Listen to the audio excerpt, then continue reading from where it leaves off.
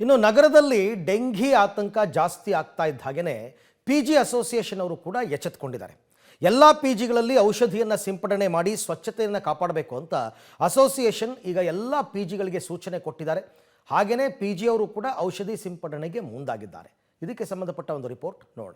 ಬೆಂಗಳೂರಿನಲ್ಲಿ ಡೆಂಗಿ ಜ್ವರದ ಭೀತಿ, ಅಲರ್ಟ್ ಆದ ಪಿಜಿ ಅಸೋಸಿಯೇಷನ್. ಬೆಂಗಳೂರಿನಲ್ಲಿ ಡೆಂಗಿ ಭೀತಿ ಹೆಚ್ಚಾಗಿದೆ. ನಿತ್ಯ ಪಾಸಿಟಿವ್ ಕೇಸ್ಗಳ ಸಂಖ್ಯೆ ಏರಿಕೆ ಆಗ್ತಾ ಇದೆ. ಇದರಿಂದ ಅಲರ್ಟ್ ಆಗಿರುವಂತಹ ಪಿಜಿ ಅಸೋಸಿಯೇಷನ್ ನಗರದಲ್ಲಿರುವಂತಹ ಪಿಜಿಗಳಲ್ಲಿ ಸೊಳ್ಳೆ ಔಷಧಿ ಸಿಂಪಡಣೆ ಮಾಡಿ ಸ್ವಚ್ಛತೆ ಕಾಪಾಡುವಂತೆ ಪಿಜಿ ಮಾಲೀಕರಿಗೆ ಸೂಚನೆಯನ್ನ ಕೊಟ್ಟಿದ್ದಾರೆ.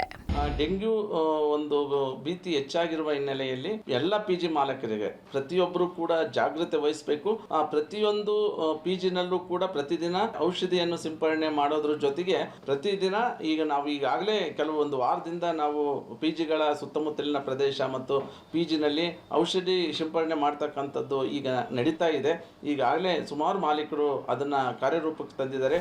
ಅಂದಹಾಗೆ ನಗರದಲ್ಲಿ 15,000ಕ್ಕೂ ಹೆಚ್ಚು ಪಿಜಿಗಳಿದ್ದು ಒಂದೇ ಮಾಲೀಕರು 3-4 ಪಿಜಿಗಳನ್ನು ನಡೆಸ್ತಾ ಇದ್ದಾರೆ. ಪಿಜಿ ಅಸೋಸಿಯೇಷನ್ನಲ್ಲಿ 1,000ಕ್ಕೂ ಹೆಚ್ಚು ಮಾಲೀಕರು ನೋಂದಣಿ ಮಾಡಿಕೊಂಡಿದ್ದು ಆಯಾ ಪಿಜಿಗಳಲ್ಲಿ ನಿತ್ಯ ಔಷಧಿ ಸಿಂಪಡಣೆ ಮಾಡ್ತಿದ್ದಾರಂತೆ.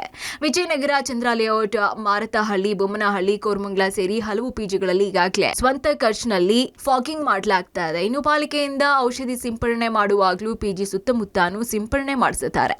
ಒಟ್ಟಿನಲ್ಲಿ ನಗರದಲ್ಲಿ ಡೆಂಗಿ ಪ್ರಕರಣಗಳ ಸಂಖ್ಯೆ ಹೆಚ್ಚಾಗ್ತಾ ಇರೋ ಬೆನ್ನಲ್ಲೇ ಪಿಜಿ ಅಸೋಸಿಯೇಷನ್ ಅಲರ್ಟ್ ಆಗಿರೋದು ಉತ್ತಮ ಬೆಳವಣಿಗೆ. Prakash T. Rampur, public TV, Bengaluru.